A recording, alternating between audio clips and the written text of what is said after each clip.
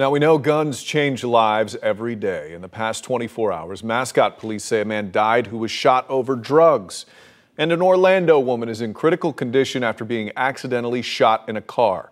Former Orlando Police Chief turned Congresswoman Val Demings argues something must be done. My colleagues on the other side of the aisle can't tell me a dang on thing about rights. Because you know what? I can't help but think about the rights of the victims who died at the hands of someone with a gun who should have never had a gun in the first place. My goodness. So Demings spoke out ahead of this week's House vote on a universal background check bill, but she told investigator Mike Holfeld Florida's Stand Your Ground law needs to change.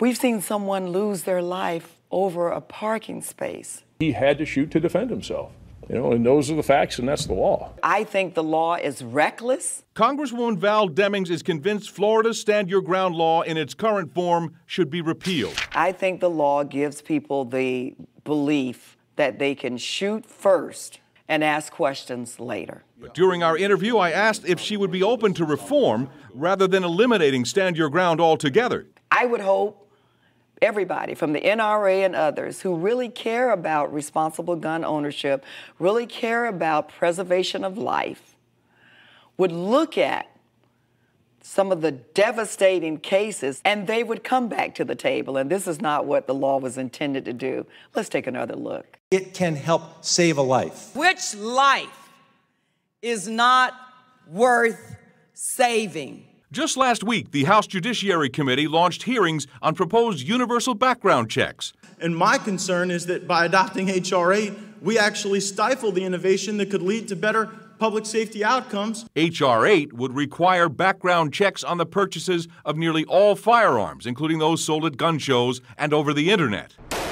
When you go into a gun dealer, you have to have a background check, Yes. but there are so many other places where you don't. And so this closes that loophole. Never again! Never again! Newtown and Parkland are painful reminders. This isn't just a mental health issue. We have got to find a better way to keep guns out of the hands of criminals, terrorists, and the mentally ill. The House Judiciary Committee will vote on the measure Wednesday, then it would go to the House and then the Senate. It looks like there's support with the House. The Senate, another story. Getting results, Mike Holfeld, News 6.